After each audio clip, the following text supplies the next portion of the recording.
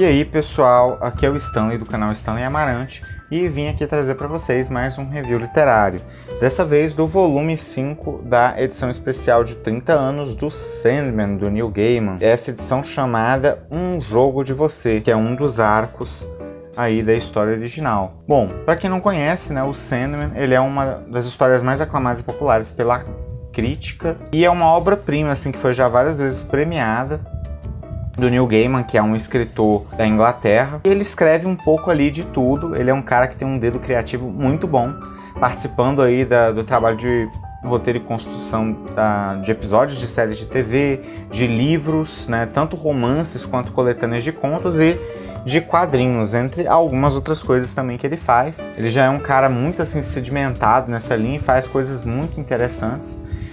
E Sandman meio que tem a pegada que é a marca dele, que é conseguir ali de forma bastante habilidosa construir uma série como a de Sandman, que é uma rica mistura, na verdade, de mitologias modernas com as mitologias ancestrais, na qual a ficção, né, contemporânea, o drama histórico e as lendas, elas são ali costuradas à perfeição, né? Ou muito próximo disso. E em Um Jogo de Você a gente vai ter a continuação da história do Rei do Sonho, né? Do Morpheus, abordada ali agora pela perspectiva de uma outra protagonista da história que meio que divide o papel principal com ele, né? Nesse arco, que é a Barbie, que é aparentemente uma garota comum, e nós vamos acompanhar ali esse misturar da vida dela com o mundo dos sonhos. A gente tem que lembrar que ele ainda tem pouco tempo se libertou ali da sua prisão lá no volume 1, que a gente ainda não trouxe review aqui pro canal, mas assim que eu conseguir comprar eu logo trarei. Inclusive convido vocês, né, vou deixar aqui no card a playlist com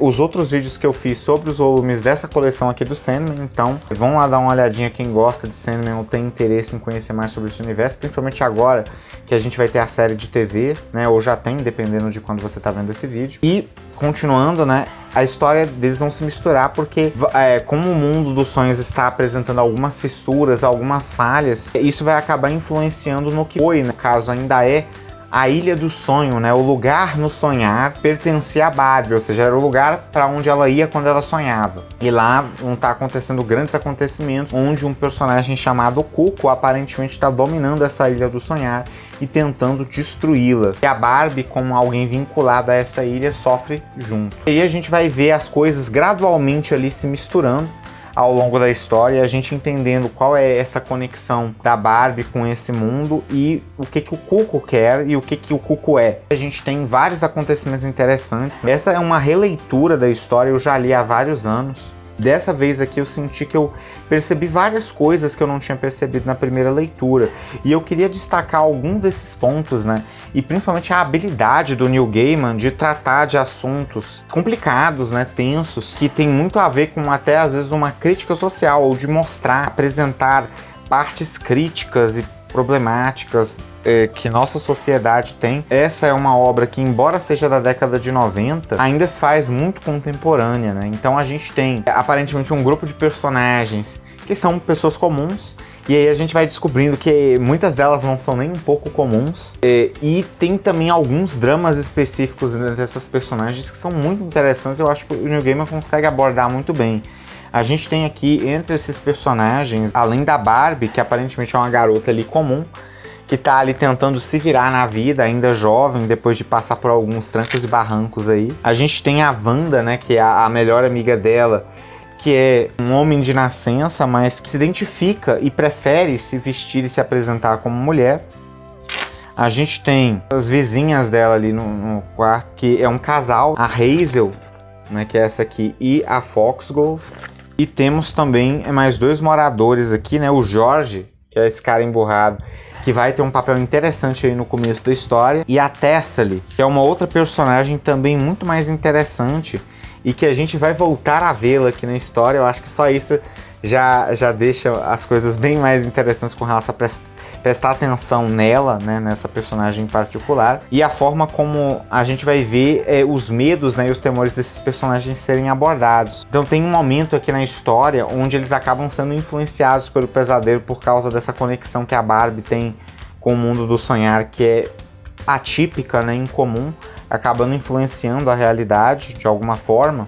e todas elas vão acabar caindo em uma onda de pesadelos. A gente vê a Wanda, né, tendo um sonho relacionado exatamente com essa questão da dificuldade dela de se inserir, de se sentir aceita pela sociedade tal como ela é. Então no sonho dela você vê ela num mundo de esquisitos, onde esses esquisitos, né, esses seres estranhos tentam consertá-la, como se ela tivesse algum problema, como se fosse alguma coisa, né, houvesse algo errado com ela. Então você vê que ela tem esse medo, porque em grande parte é demonstrado ao longo da história que a sociedade meio que pressiona, né, ela. Tem o sonho da Hazel, né, que tem a ver com uma questão que ela teve, né, que ela acaba tendo uma conversa ali com a Barbie relacionada à gravidez, a sexo, e a gente vê uma ignorância, sabe, num sentido genuíno ali, né, de ingenuidade até, de não conhecer e de não saber muito bem como as coisas funcionam, uma parte meio de entender a ciência, né, por trás de como é que se faz bebês e coisas assim, e demonstra ter um monte de superstições na cabeça, e a Barbie acaba explicando para ela lá uma série de coisas. Então, assim, são situações que demonstram como, por várias as dificuldades que a nossa sociedade tem, às vezes a gente acaba não deixando coisas que as pessoas deveriam saber, como é a questão da concepção, né, de bebês, do sexo, que são assuntos muitas vezes considerados como tabus, mas que a gente vê que o fato deles serem tabus acaba prejudicando as próprias pessoas ao longo de suas vidas. Porque se as pessoas tivessem certo tipo de conhecimento sobre isso, elas poderiam evitar vários problemas. Tem o sonho da Foxglove, né, que é a parceira da Hazel, relacionado a um outro relacionamento que ela teve, né, um relacionamento abusivo, onde ela sofria violência. Essa pessoa gera muito temor nela. E a gente tem ali uma reação completamente inesperada da Tessa ali. Eu não vou dar spoilers, mas ela definitivamente é uma personagem muito interessante. E eu acho que não é tão estranho falar que ela tem certos poderes, né, que a gente vai descobrir muito e que vão ocasionar muitas dificuldades na própria história e vão gerar outros pontos bem interessantes de conversa dela com o sonho, né, com o Morpheus. E logo ali pelo meio da história, ali pelo capítulo 3, vocês já vão ver que a Tessa de comum não tem nada. E vamos ver ali também uma personagem mendiga que chama bastante a atenção, né? É dado um destaque para ela. Você vê que ela tá numa situação de marginalização, e isso é colocado diversas vezes, né? Tem uma parte que ela conversa com a Wanda, né? E ela fala do filho dela e diz que ele era semelhante à Wanda. Só que um dia ele acabou se envolvendo com o pessoal e esse pessoal acabou matando ela. Fica meio... no caso, o filha daquela senhora é morto e fica meio que subentendido que tem a ver, né, com o fato de ser como a Wanda. Embora isso não seja colocado exatamente ali com palavras, a senhora também percebe, né, a ausência da lua em função de um ritual que é feito ali anteriormente na história e que acaba tendo consequências climáticas ali. Nova York estava tendo em uma região não tão próxima um furacão que estava tendo um efeito suave ali no clima, mas nada demais. Só que em função deles terem convocado a lua, que acaba sumindo, tem toda uma mudança nas marés e no próprio clima que acaba fazendo essa tempestade e afetar Nova York também, né, esse furacão. E aí a gente vê essa personagem sendo ignorada pelos outros, enquanto ela é a única que percebe o que está acontecendo, e os outros acham que, não, só deve ser alguma coisa bloqueando e tal. E ela percebe ali, ninguém dá atenção, né, como se ela quase ou não existisse, ou se fosse meio louca. Então essa questão da marginalização que não é observada, né, eu fiz muito essa leitura quando eu estava vendo aqui o desenvolvimento da história. E ali já quando a Barbie tá no mundo dos sonhos, né, é bem interessante ver depois o choque dela com o próprio Cuco ao perceber o que o Cuco é, o que esse mundo dos sonhos é e de onde ele vem, né, a origem dele. E ela acaba sendo manipulada pelo Cuco, né, para fazer o que ele deseja. E a Tessa ali, né, ela tem um grande envolvimento e por ações dela o pessoal acaba conseguindo, né, essas meninas ir parar no mundo dos sonhos.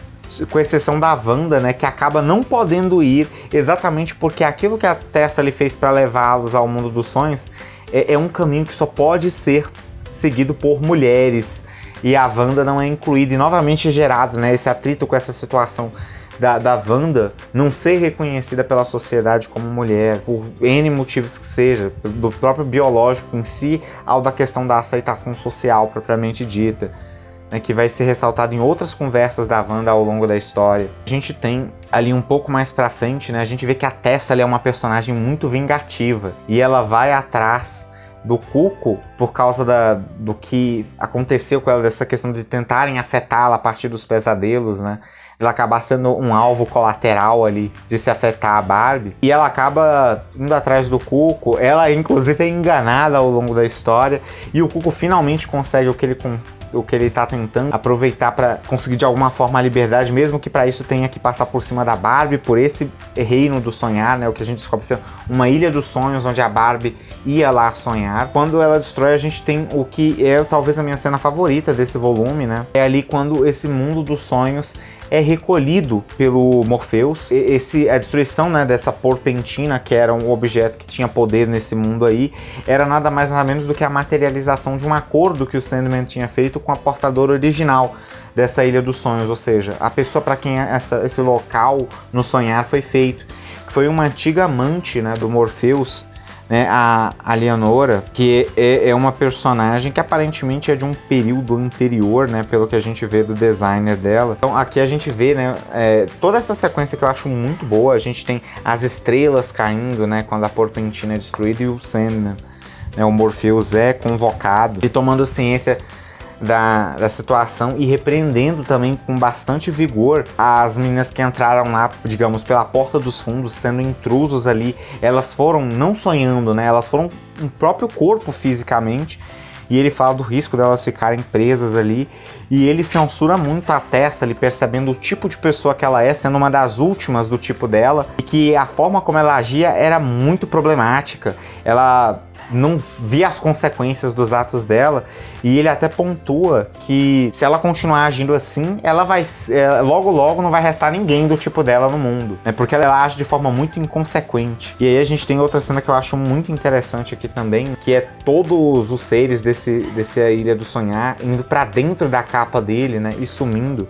E aí ele terminando de cumprir o acordo com a portadora original da ilha, né, que era, como eu disse, uma antiga amante dele, a Leonora. A gente consegue perceber todo o sentimento, né, que tem nessa cena, a relação dos dois é bem notável. Até eles colocam representando principalmente a partir da percepção da própria Barbie. E aí a gente vê ele recolhendo, né, a ilha nas mãos e fazendo ela se desintegrar ao vento, né? Muito bonito, muito poético até. A gente vê, além dele repreendendo, né, os efeitos das ações da Tessa ali, que acabam causando o desabamento ali do prédio e vai ter consequências bem significativas mais pra frente na história. A gente acaba descobrindo ali que vários personagens morreram, inclusive um muito importante. Eu vou acabar, esse vai ser um spoiler, né, gente? Então, se você não gosta de spoiler, eu recomendo que não continue ou dê uma pausa aí no vídeo, depois salve aí na lista e depois volte aqui. Mas no desabamento que vai ter ali no prédio onde elas estão, né? No caso, só a Wanda, a Barbie e aquela pedinte, o desabamento acaba matando a pedinte. Como ela estava sobre a Barbie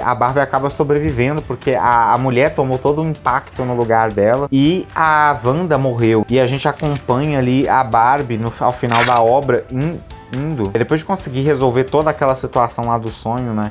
A Barbie vai acabar dando um jeito ali, junto com o Morpheus, de conseguir levar todo mundo de volta. E o Cuco acaba também conseguindo o que ele quer, sendo libertado. Então acaba não havendo prejuízos fora os que foram causados pelas próprias ações da Tessa ali. E aí a gente descobre que a Wanda morreu e tem o que é uma coroação ali para o que estava em discussão aqui na série, que é outra parte muito interessante. A gente vê a Barbie indo ali para o funeral da Wanda, e aí a gente descobre do nome original da Wanda, né, que ela se chamava Alvin, da cidade onde é o funeral, né, que é a cidade da qual ela se origina. Todo mundo conhece ela por Alvin. E a própria tia da Wanda fala que dali, junto com a família da Wanda, é melhor ela se referir a ela como Alvin, né? Como ele, porque a família dela não tem a abertura que nem o pessoal da cidade. Ela joga um pessoal muito tradicional, muito conservador, né? Muito religioso. E depois, no próprio funeral, né, a gente vê como o pessoal trata